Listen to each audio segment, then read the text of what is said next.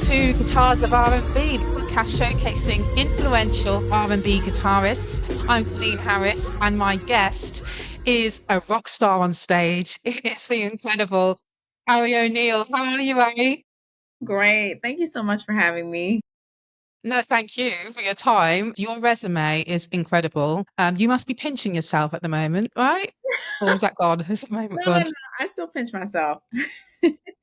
Well, let's look at your CV because your big break really came when you were scouted to play for Beyonce at Coachella, and then you toured with Beyonce and Jay-Z on the On the Run tour too, and they played with John Legend and Sheila E. at the Democratic National Convention and stole the show. Amazing. Thank you. And then next year, and you've also played with Lizzo, SZA, Alicia Keys. I mean, it goes on and on and on. Did you really think that your dreams would come so quickly, you know? No, and honestly, it felt like it was taking so long because Really? a lot of my other friends, especially like the guys, they started touring when they were like 15, 16. I didn't get the call until I was 24. So I thought I was just going to be, playing in the clubs and playing in church, and I was okay with that. But Yeah. when it happened, everything started moving quickly like after. But in the beginning, it felt like it was taking forever. When you first, if you can go back to the room where you first played the guitar, what would I see? Who was there? What was that moment? Were you on your own? Or did someone put the guitar in your hands? So we were at the Music and Arts Center. Do you guys have music and arts out there? What's the Music and Arts Centre? It's like a chain where you can buy instruments and get like lessons and stuff, and it's like all across the US. So my sister was at Music and Arts, one of them, I think there are like 10 locations where I'm at, but she was at one of them playing guitar, and originally I wanted to play cello. When we got there, they were like, we don't have cello and we don't give cello lessons. So I thought like there was a song that I really liked on the radio that had guitar in it. My sister was already playing guitar. Like, why not? We're in here. And one of my uncles helped pay for the lessons and get my guitar. And my sister quit after 2 weeks, but I had to keep going. I love my teacher, Mr. Chuck, and it's like this really just small like music shop, and I would go every week ready to play. I was so Wow. excited. Yeah. So did you take to it straight away then? What was it that you fell in love with? Um, well, I just like figuring things out, especially things that I don't understand, like that moment where you get to understand. And I don't know what it is about guitar, but it's like figuring out little things every week brought me so much joy. And I was homeschooled. I didn't really have friends like that. So it was like something to look forward to getting out of the house every week. Can you remember the time then, the first time when you played something and you saw that it really moved somebody? My grandpa, we were living with our grandparents, and my teacher had given us sheet music, and it was just a blues scale, and he was just so impressed. He called one of his neighbors over to come listen to me play a blues scale, and he was dancing like he was in the club, and he was just so proud of me, and I just felt like Mm. I could just play anything. I'm so good. That's nice. So a musical family, like a musical household, did you all sort of play together in a band or anything like that? Or were you kind of the only one in the end? No, so like I come from a family of dancers. Like everybody was a dancer. I danced for a little bit. My brothers played drums at one point. My sisters, they sing. My grandmother, she was playing piano and singing. Like Wow. everybody was involved in entertainment, or they were just funny, like in entertainment in some kind of way. I've seen you post a lot of videos of you playing in church. So how much of an influence has gospel music been to your playing in particular, when you play guitar? I guess that's where you learned your chops, right? Yeah, like church, like it's the culture of church musicians affects the way you play so much because a lot of the people who we look up to, they either started in church, their parent is a pastor, or their parent played in church something. And being around the people at my church and seeing how well they could play, like, and they were not nice about it either. Like, if you were playing something crazy, they will let you know. And I think that's why it's so important to play in church because you need that accountability. And they will call you out until you get it together. Even when you do get it together, it's not like something that you get congratulated for. It's just like, okay, that's what you're supposed to do. And it's like, oh. It's just like a training camp being in church. You know, I played in church. I went to I joined this church rehearsal, and every week I was going, and then I realized I couldn't actually hear myself anymore. They realized they were turning me down every week. Oh my god. What? I didn't go back. I haven't been back. I saw one of them at the weekend at a guitar show, and he's like, "Oh, come back, Colleen," you know, and I was just like, Oh my I took gosh. to that at first, but like keep hearing that it happens to people, so it's just one of those things, right? No, that's happened to me before too. But I mean, you need it. It has to happen so you can grow. Exactly. Then it made me realize you've got to practice before you get to rehearsal as well. Like that is crucial, right? Yeah. Yeah. So was there a moment where you realized that guitar wasn't just something that you loved, but it was something that would define your life, you know, and become this thing that will, you know, take you around the world? Yeah, but it's like it wasn't guitar. Like I just knew in general, like I want to be in entertainment, whether I'm acting or doing something else or playing guitar. Like I just love being an entertainer. And Mm. I used to tell my mom when I was a kid, like, I'm gonna buy you a house and I'm Oprah's gonna be interviewing me and this and that. And I just always planned like I want to be famous because I love entertaining.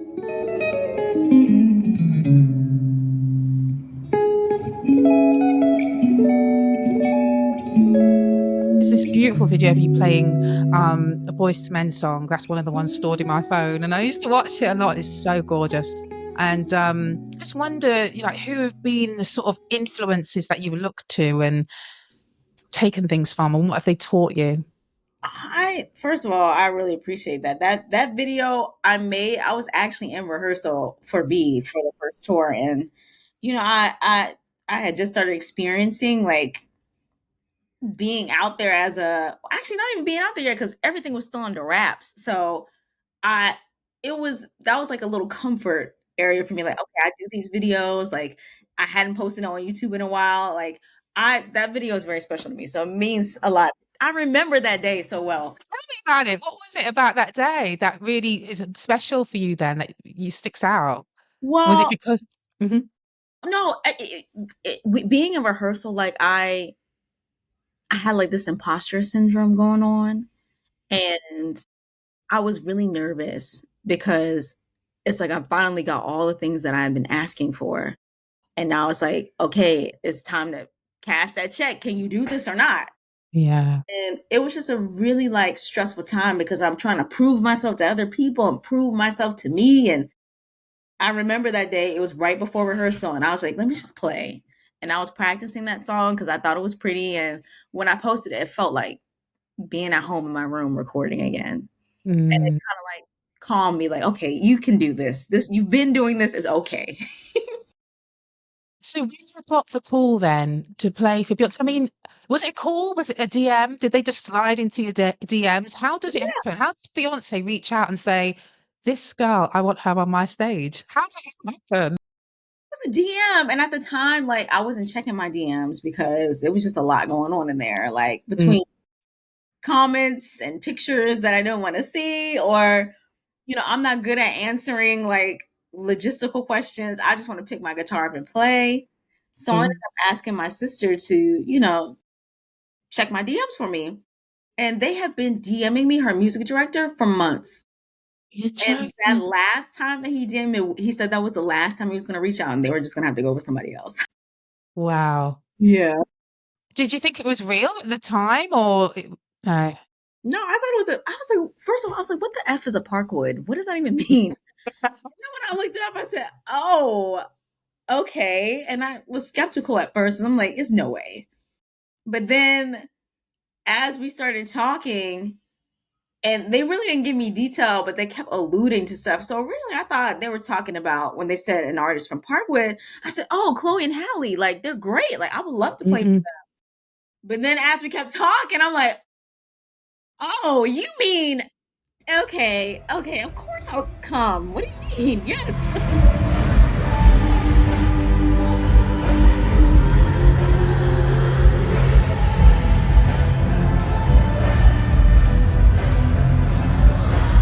Do you audition for something like this? Yes, yes and no. They asked me to do a video, and I had to send in a video of me playing. Then I had to send in a video of me playing and performing that I recorded for maybe like 5 hours trying to get it right. And I waited for days to hear something back.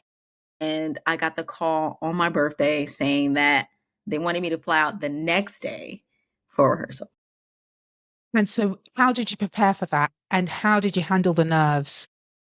Literally, it was okay. So listen to every Beyonce show ever and try to get familiar with it, and then we'll see you in rehearsal. So I'm just like, They said that to you? the music director basically told me just study, and I'm like, study what? Like, I've never been on tour. I don't know what to bring. Like, I've never done anything this big before. So really, it was just me looking at YouTube videos, trying to just figure things out, and then asking my friends here, like, what do I need to do? Like, what do I need to bring? What do I need to, like, what? But it ended up being a lot more nurturing and loving than I expected.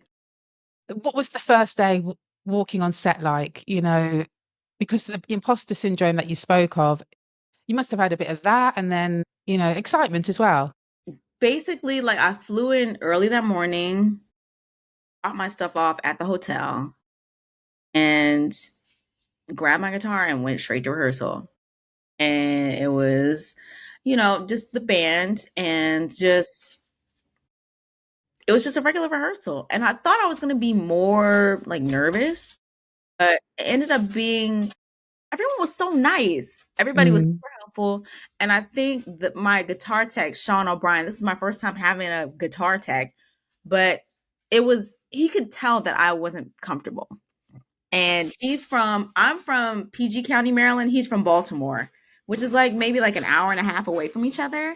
And he just did everything that he could to make sure that I was okay. I mean, it's such a huge moment for you, right? What surprised you about life on the road? Was there anything that you were unprepared for, especially because it was your first time? Yeah, I think like I wasn't expecting it to be so much like movement. Like going to different cities and stuff, and having to pack a bag for the bus. But if you're stopping in the city, you pack another little bag so you can have something for the hotel. And it was just a lot of moving. And I wasn't expecting that. And of course, I was excited because I had never been out the country before. I had never really traveled before. So being able to travel the US in a matter of months after 24 years of really not going anywhere was like, Yeah. whoa. Your skill, your talents have taken you around the world now, which is what you've dreamed of, right? Yeah. Yeah. Like, Yeah. see, going to all these different places and seeing how people live, and seeing like there's a whole, because Americans, like, if it's not the US, they're like, oh, what is that? Like, we are the center of the universe. And then getting out there and being like, oh, hell no. Like, it's just so much going on out here. We ain't the center of nothing. It was very eye opening. I thought I was loving bad, baby. Oh, baby. I don't know what I'm gonna do. I'm crying because I But love since then, you've played for Lizzo, you've played for SZA, you've played for Alicia Keys. Oh my Yes, gosh, you the were. Yeah, performance you did with John Legend and Sheila E. at the Democratic National Convention, that's it. I mean, it was amazing. It was incredible. And it's so weird because I'm watching, it's like you just lost in the moment, in the music. yeah. What was that like? It was so incredible. I mean, I wasn't expecting that. Like, when they called and they asked for a guitarist, I thought I was going to be in the house band. So I was like, okay, great. Like, I was already excited off of that. But when it started getting closer, and I realized, like, no, I'm going to be on stage with them, like, as my own person. That was my first time ever doing anything like that. I mean, other than being like a video girl, like once, Mm, like being in the center like that, and then getting to rehearsal with them, and it's like, no, like they're talking to me like we're both artists. I'm not playing for you. I'm playing with you. And being on yeah. that stage and having that opportunity to do that was like I had never experienced anything like that before. So it was nice. It's almost like you were headlining with them, wasn't it, in a way? That's what it felt like. They literally put me right up there, and I'm just like, what? Like, it was so cool. So what do you think it was that they asked you to do that? Why? Why do you think they've elevated you to that state? Because obviously your name is out there from all this work you've done with Beyonce. Because a lot of these gigs don't come with auditions, right? It's word of mouth and reputation. Yeah, that's exactly what it was. So the creative director, Jamel McWilliams, we have worked together before, and I don't know what it is. It's just like we just clicked, and I love the way that he puts shows together. I love his vision, and he loves my energy. Like I'm not the guitarist who's just gonna be standing there playing. I'm gonna be doing something. So we kind of just worked together, and we did Austin City Limits with John Batiste once, and then we did some stuff with Lizzo together. So when they were originally looking for a guitarist, they were looking at somebody else. And I guess whoever it was wasn't available. So he was like, okay, well, who else can we get? And he called me up immediately. And of course, I mean, I was down, and it just ended up working out. But he's always had a we just get each other, and he knows I can deliver and I know that he can deliver. Like that's almost like my work husband. I mean, what has been the biggest thing that you've learned from playing with musicians at that level? Because obviously you're coming with your own skills, your own talents, but this is stretching you in a different way. So what's it taught you about being a versatile guitarist? Definitely that in order to be on that level and to stay there and like keep not only amazing other people but amazing yourself, you have to like grind. The grind never stops because there's some kid in Asia who's like 10. It's so many of them who can play so much better than people who are actually like out here on these circuits. And it's like, if there are kids who can play better than you, if there are people on your level who can play and they keep getting all these calls and getting on records and getting their music on movies and stuff, they just don't stop. And it's like once you start getting comfortable, you start to dwindle away. So you can't stop. You have to keep practicing. You have to keep studying people and just keep going. If you really want longevity, you just have to keep grinding. Do you still practice them? Absolutely, every day. And what do you focus on when you practice, in a typical practice session? What would that look like? Well, it depends. Like what I'll do a lot of times is like I follow a lot of musicians, and whether it's guitar or not, if I like your video and I think you're doing something that I need for my vocabulary, I'll literally download the video and just go over it. Or even the stuff that I play in church, like I play at a Baptist church, and it's a lot of unfamiliar music because I'm used to contemporary Christian music. But Mm. doing like straight up like old school gospel is totally different. So working on my church stuff a lot. If I have a tour coming up, working on their music, trying to make sure I'm ready for rehearsal. Even if we don't have arrangements, like it's just always something to work on.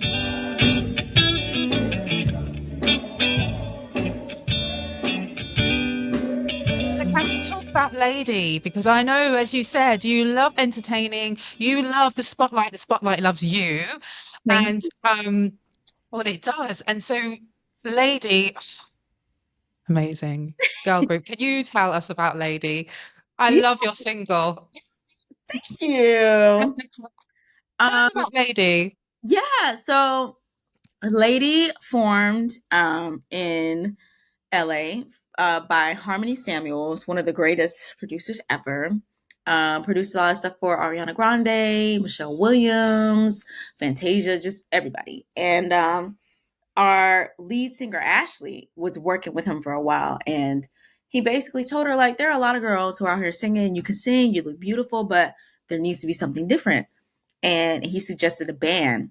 And he was just talking about how we have like Mint Condition and all these groups like Earth, Wind, and Fire, and even Prince and the Revolution, but there are no, like, since Climax, like, no all girl bands. So he wanted to focus on an all girl band who's also, black women, like Yeah. uplifting black women, and black women who can actually play and who do this. And yeah, that's what we've been doing. We've been rocking together for maybe like 5 years now. Okay. Yeah. Okay. So it's been a while. So did you meet in as Lizzo's band? That's what I read. But musician, all of you. So we were actually okay. So by the time they called me for Lady, because I was the last one once again, because I wasn't checking my Right. DMs. So I was the last one to join, but it wasn't until after, because me and the drummer Misha Lay, we had toured with Normani together, opening up for Right. Ariana Grande. So literally after our first session together as Lady, we found out like, oh, me, the drummer Mish, and then the bass player Zuri, we're all going on tour together for Lizzo. So it was just crazy how it worked out. Oh, I see. Oh my, Mhm. so can we expect more music? Because your first single is Love Me Down, Mhm. which is like, it just brings me back to the R&B of, the 2000s, I love it. Can we expect any more? Are you working on music? Yeah, we actually have a whole EP done. So right now we're just working out little logistics, trying to get the rest of it out this year. But yeah, it's done. Wow. So the plan is that's the next phase for you. It's Lady all in. Will you still continue with your session playing? So yes and no. Like I'm also like working on my own music now because I've never, ventured into that world before, and I'm just curious. So Mm. I'm doing like my own thing with like house music and incorporating guitar, and trying to be like a little I don't know, Big Frida meets RuPaul, but I'm a woman, like that kind of vibe. And you can bring your energy as well, the energy that you bring on stage. I think that's the thing with when you play, people want that, right? They're hiring you because you bring that as well. Yeah, I hope so. I don't want it to just be for guitar playing. I want them to know they're going to get a full show. Sure, exactly, exactly. Aspiring guitarists then who want to do what you do, what's the most important skill or mindset they have to be successful in the session musician world Yeah. playing? Um, they just need to have an open mind, and just, you don't have to accept everything, but listen, because there are a lot of musicians who are great in their hometowns or great in a certain area, but then you get to this level and they're kind of like stuck in that old way or their own way of thinking because they think that they know best. But if you keep going that way, you're not able to grow. You need to listen and find new things and learn new instruments and learn new gear and equipment and just be open to it. You don't have to accept it, but try. Try to at Mm. least understand. There'll be a lot of young girls as well who look up to you. How do you carry yourself, or how do you navigate those spaces that may be challenging sometimes? Yeah, I mean, I will admit, like, sometimes it's still a challenge trying to figure it out, but I have to remember that they're guys. They don't understand. They just don't get it, and that's okay. I know what I have to go through, and I know what I have to do, and I know the expectation of me is gonna start low. So it's my job to just do my job well, show up on time, and just do what I do, and let my work speak for itself. You don't have to explain anything. Just do your work and go home. Did it take you a while to get to that point though? Because you're confident now, right? You've established yourself and made your mark and you're Mm, respected. Was that a journey to get there, to feel that confident in yourself in those spaces? absolutely. Like, there were a lot of times where I questioned myself, and it took family, friends, and people who I respect in this industry to just be like, no, you got this. Like, they're in whatever they are in over there, and this is you right here. Stay in your lane. And it took a while to get there because I cared. I cared about what people thought because I was new and I felt like I was older and there was a lot that I didn't know, but who cares? It doesn't matter. Like, as long as you're willing to learn and get the job done however you can, do it. How do you feel about the representation of R&B guitar? Does it get the recognition that it deserves, do you think? I think so because even if you look at all these other guitarists who are playing other things, 9 times out of 10, they have videos or YouTube channels that they follow of R&B guitarists, whether it's Jubu or Spanky or Isaiah Sharkey or Jabari Johnson. Like there are so many guitarists in R&B who can cross over to all these different things. And I feel like R&B guitarists, like when it comes to versatility and talent, they're up there. They're up there. Do you know, it's so funny you say that because I interviewed Nuno Betancourt from Extreme, who was Rihanna's guitarist on Right. tour for about 8 years. Mhm. And he obviously plays rock. He was like, you know, when I went on that tour, those musicians are just amazing on another level. And I thought, wow, look at that. Like, you know, it's a crossover and he saw how amazing, you know, the R&B world is, you know, and how skilled these musicians are. And he was saying how much he loved it. So you're right, they're up there. And so what excites you about where R&B guitar is heading now? You know, and is there anyone in particular that you think is exciting coming up, or do you hear the sound evolving in a different way? What's keeping you excited about being part of it? It's definitely always evolving. And I think what's exciting is that like seeing this revolution of like skill, like it just feels like every I don't know what it is, like every like change like in music, R&B guitarists just get better. And right now I'm really really impressed by Justice West. Like he's the best to me. But I'm really, really excited for Jordan Monet. She's from DC too. You're her And mentor, right? yeah, like my first lesson with her, I was like, why am I here? Like, did you just want to jam? Like, she's Mm. so good. And the fact that she could play guitar, she could play bass, she could sing, she could play drums. She's like a baby her. And I'm Wow. really excited to see what she can do. Wow. A nice way to sort of pay it forward and, you know, and sort of conclude our chat. So what's next for you? Are we expecting an album from you as well? Definitely a couple of singles. I'm getting ready to go back on tour, so I'll be gone for most of the year. But also, like, I started my own karaoke party, and it's like a live karaoke party, but you get backed by a live band. So even if you can't sing, you could be a pop star, rock star. And we sold out our first event 2 weeks ago, and now we're getting ready to take it to LA and Atlanta.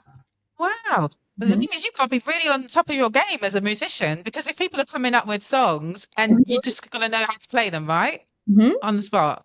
Mhm. How did it go down? It was amazing. Everybody had such a good time, and now I'm excited to get other musicians on it because it's like a karaoke party, but also it's a jam. So at the when people were singing and I would see somebody on the crowd who could play, like, get up here, play this guitar. Oh, you play drums, get up here. It was so much fun. And I can't wait to take it across the US. Well, that sounds so good. We've got something similar, but it's not live. It's hip hop brunch and it's so much fun and it's just a whole day party. But Yes. it's not live band, but it's good fun. So it does sound similar, but you guys are on another level, You know, be a definitely. guitar player. I'll fly on play a little something for you, girl. Oh, brilliant. Mary, so thank you so much for joining me and having a chat with me. It's been amazing to hear your story and watching you just smash it. Every barrier that you're breaking down is just amazing. So thank you so much, and I look forward to following your journey Thank you so and hearing more from you. Thank you. I really appreciate this, and I appreciate what you're doing, especially with the artists that you've already interviewed. Like, girl, you're on it. Oh, I have to be on it. Thank you so much. So